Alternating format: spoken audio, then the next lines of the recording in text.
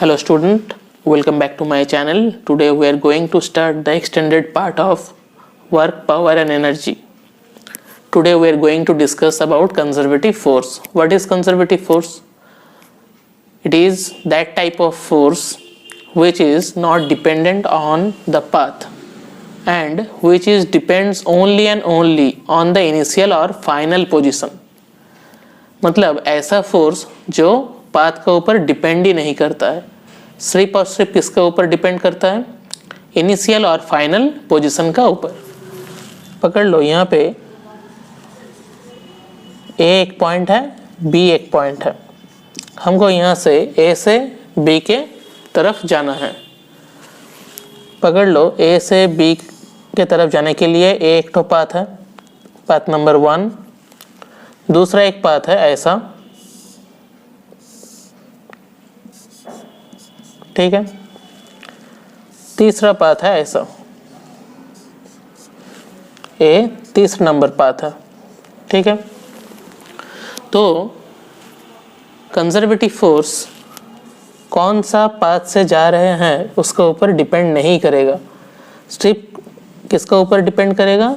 इसका इनिशियल और final position क्या है उसका ऊपर, ठीक है ना। मतलब यहाँ पे एक नंबर पाथ से जाने से भी जो वर्क डन होगा, 2 नंबर पाथ से जाने से भी सेम वर्क डन होगा और 3 नंबर पाथ से जाने से भी सेम वर्क डन होगा, ठीक है ना। तो इसका एग्जांपल देखते हैं क्या क्या होता है कंजर्वेटिव फोर्स का। सबसे पहला एग्जांपल क्या है? Gravitational force.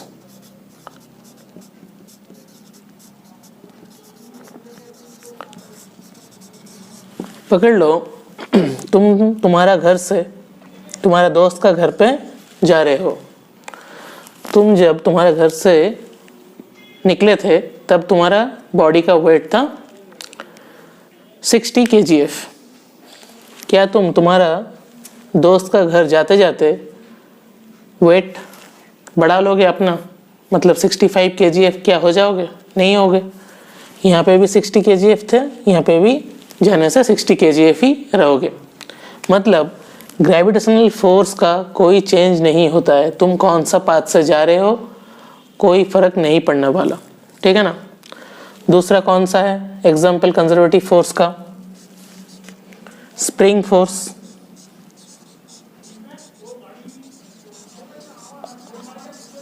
तीसरा कौन सा फोर्स है? Electrostatic force.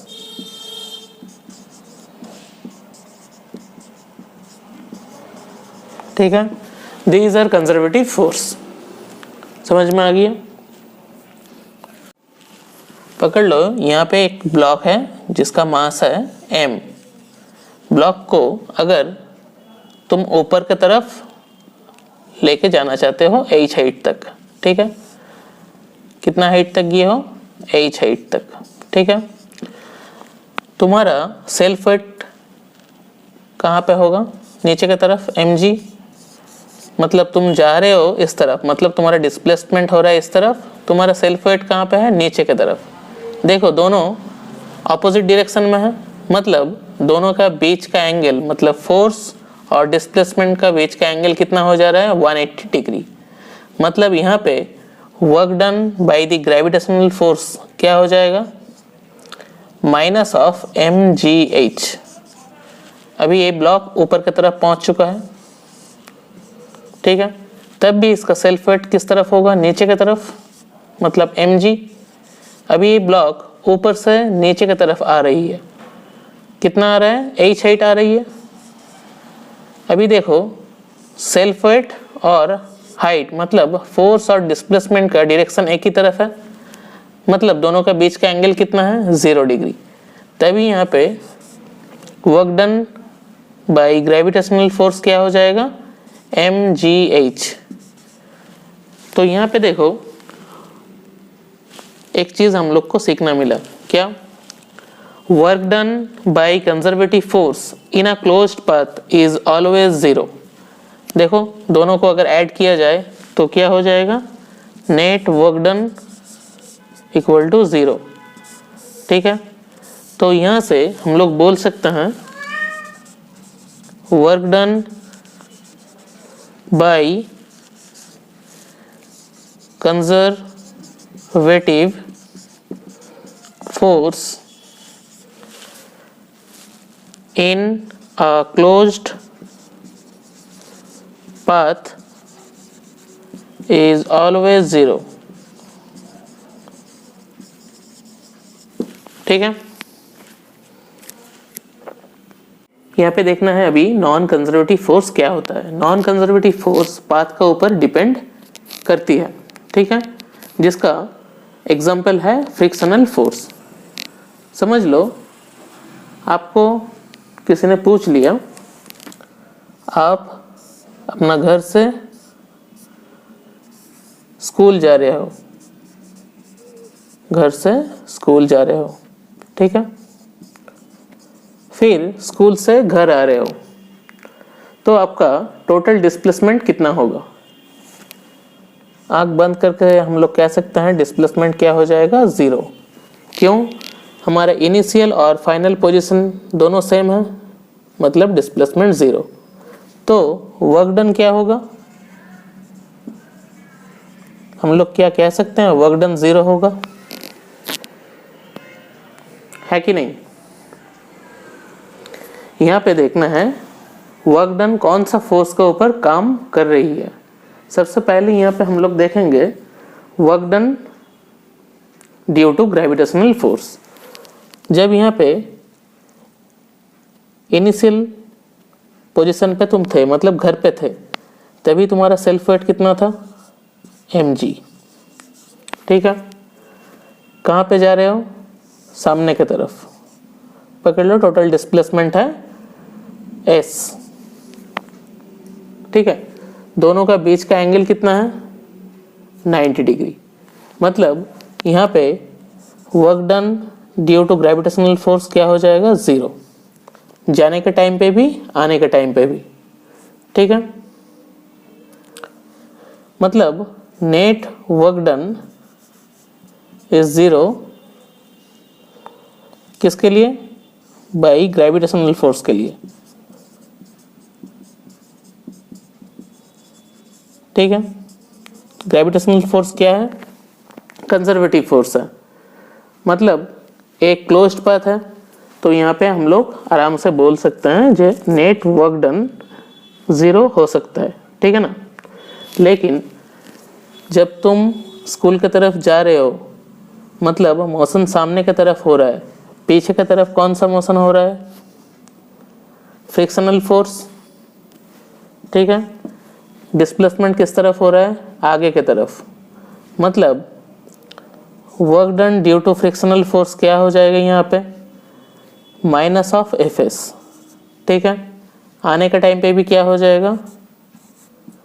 Minus of F S. मतलब नेट वर्क डन यहाँ पे हो जाएगा माइनस ऑफ 2fs, मतलब not equal to 0।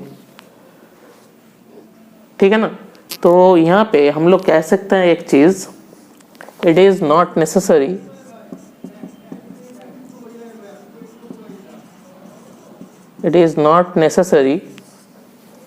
that displacement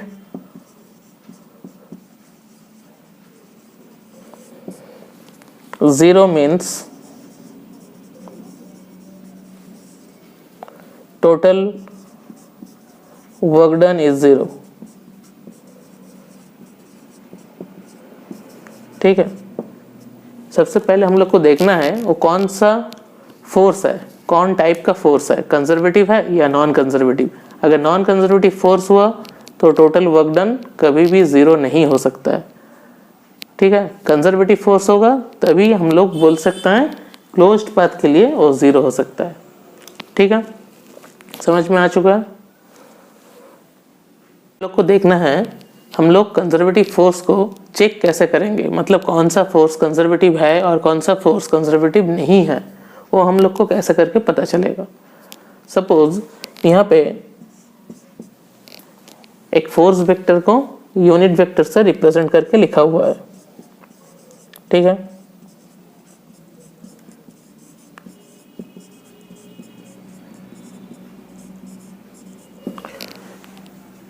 मतलब यहाँ पे एक फोर्स को यूनिट वेक्टर से रिप्रेजेंट करके लिखा गया है। ठीक है, सिर्फ ए इक्वेशन देख के हम लोग कैसे बता सकते हैं ए कंजर्वेटिव फोर्स है या नॉन कंजर्वेटिव फोर्स है। इसके लिए हम लोग को कुछ प्रोसीड्योर मेंटेन करना है। सबसे पहले हम लोग को क्या चेक करना है,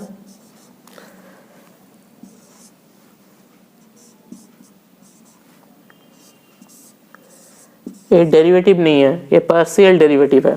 ठीक है, पार्शियल डेरिवेटिव कैसा होता है अभी हम लोग देखते हैं। पहले कंडीशन लिख लो, ये है फर्स्ट कंडीशन चेक करना है। दूसरा कंडीशन क्या चेक करना है हम लोग को, F X del Z equal to del F Z upon del X.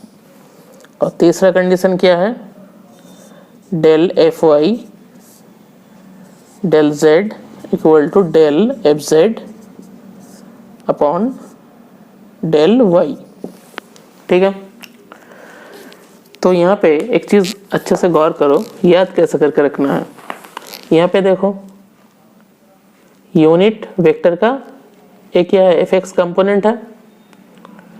तो यहाँ पे देखो एफ एक्स का साथ एक्स, वाई का साथ वाई। देखो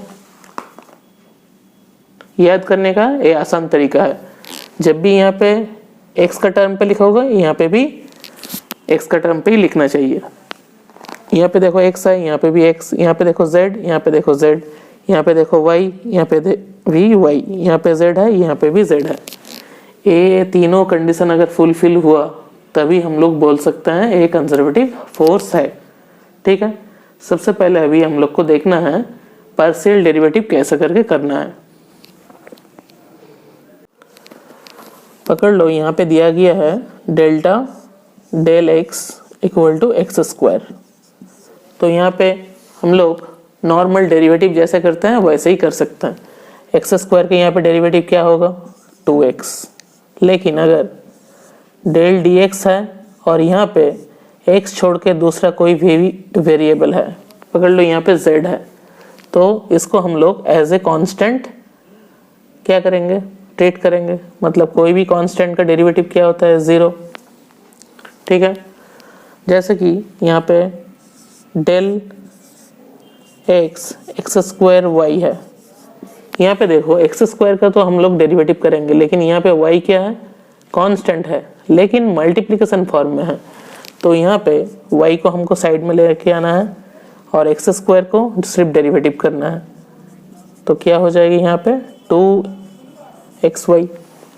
ठीक है, अगर यहाँ पे सिर्फ y रहता तब क्या होता, 0 हो जाता है। मतलब delta D x of y अगर रहता, यहाँ पे देखो y, यहाँ पे देखो x, मतलब इसको यहाँ पे हम लोग कांस्टेंट की तरह ट्रीट करेंगे। तो ये हो गया 0। पकड़ लो अगर ऐसा है एक्स स्क्वायर प्लस वाई, तो यहाँ पे क्या हो जाएगा, एक्स स्क्वायर का डेरिवेटिव सिर्फ होगा 2x और इसको कांस्टेंट की तरह ट्रीट करो। कोई भी कांस्टेंट का डेरिवेटिव क्या होता है, 0। लेकिन यहाँ पे देखो प्लस फॉर्म में है, बोल के y को हम लोग बाहर निकाल दिया। ठीक है ना, समझ में आया पार्शियल डेरिवेटिव कैसे करके करते हैं। तो चलो अभी देखते हैं कंजर्वेटिव फोर्स कैसे निकालते हैं। यहाँ पे देखो एक फोर्स का इक्वेशन दिया गया है। ये इक्वेशन देख के हम लोग को बताना है एक कंजर्वेटिव फोर्स है या नहीं है। तो सबसे पहले यहाँ पे क्या आइडेंटिफाई करना है हम लोग को, ए वाला पोर्शन एक क्या है, एफ एक्स है, ए वाला क्या है, एफ वाई। तो हम लोग को सबसे पहले कौन सा कंडीशन चेक करना है, फर्स्ट कंडीशन क्या था, del F X upon del Y equal to del F Y upon del X. ठीक है, तो यहाँ पे एफ एक्स क्या है, एक्स है, तो यहाँ पे बैठाओ डेल वाई, एफ एक्स का यहाँ पे है कितना हो गया, यहाँ पे एक्स है, यहाँ पे वाई है, मतलब 0 हो गया। यहाँ पे चेक करो डेल एफ वाई, यहाँ पे एफ वाई क्या है, वाई है, और नीचे क्या है, एक्स है। तो क्या होगा, यहाँ पे भी 0 होगा। ठीक है, मतलब पहला इक्वेशन क्या हो गया हमारा 0। सेकंड इक्वेशन चेक करते हैं अभी। सेकंड इक्वेशन क्या है, del F Y upon del Z equal to del F Z upon del Y. यहाँ पे तो z है ही नहीं। ठीक है, मतलब जो है ही नहीं क्या हो जाएगा, 0। चलो अभी तीसरा नंबर चेक करते हैं, तीसरा कंडीशन। देखो del F X del Z equal to del F Z upon del X. यहाँ पे भी देखो z तो है ही नहीं, मतलब a भी क्या हो जाएगा, 0। देखो तीनों का वैल्यू अगर सेम रहा तभी हम लोग बोल सकते हैं ए वाला जो फोर्स है ए कंजर्वेटिव फोर्स है। समझ में आया? तो pause the video and note it down. अभी ए वाला फोर्स चेक करके बताओ ए कंजर्वेटिव है या नहीं है। सबसे पहले हम लोग को क्या आइडेंटिफाई करना है, यहाँ पे ए क्या है हमारा पास, एफ एक्स, ए क्या है, एफ वाई। पहला कंडीशन क्या है, del of F X del Y del of F Y upon del X. ठीक है, तो यहाँ पे देखो del D Y, F X का जगह पे क्या बैठाना है, 3y। यहाँ पे देखो यहाँ पे भी y, यहाँ पे भी y, मतलब यहाँ पे डेरिवेटिव होगा। तो डेरिवेटिव क्या होगा, 3। यहाँ पे देखो del D X, F Y कितना है यहाँ पे, 3x। यहाँ पे भी डेरिवेटिव होगा 3। ठीक है, मतलब a दोनों का वैल्यू कितना है, 3, मतलब ये वाला कंडीशन पास हो गया। ठीक है, अभी दूसरा कंडीशन चेक करना है हम। दूसरा कंडीशन क्या है, del F X upon del Z del F Z by del X. यहाँ पे देखो z है ही नहीं, मतलब दोनों का ही वैल्यू होगा 0, मतलब ए भी कंडीशन पास हो गया। अभी हमको देखना है तीसरा कंडीशन। तीसरा कंडीशन में क्या है, del F Y del Z del F Z upon del Y. यहाँ पे भी z नहीं है तो ए भी क्या हो गया, 0, मतलब ए भी कंजर्वेटिव फोर्स है। ठीक है ना। अभी ए वाला फोर्स देख के बताओ ए कंजर्वेटिव फोर्स है या नहीं। यहाँ पे भी चेक करना पड़ेगा। सबसे पहले ए वाला क्या है, एफ एक्स, और ए वाला क्या है, एफ वाई। कंडीशन क्या है, del F X upon del Y del F Y upon del X. तो चेक करो, del D Y, F X का जगह पे क्या लिखना है, 3y, मतलब कितना हो गया यहाँ पे 3। और यहाँ पे चेक करना है del D X, F Y कितना है यहाँ पे 4y, यहाँ पे देखो 4 हो गया, मतलब दोनों क्या है, अनइक्वल है। ठीक है ना। अनइक्वल होने से एक अगर कंडीशन नहीं मैच हो रहा है तो साथ ही साथ इसको डिस्क्वालीफाई कर दो, मतलब एक कंजर्वेटिव फोर्स नहीं है। समझ में आया? तो pause the video and note it down.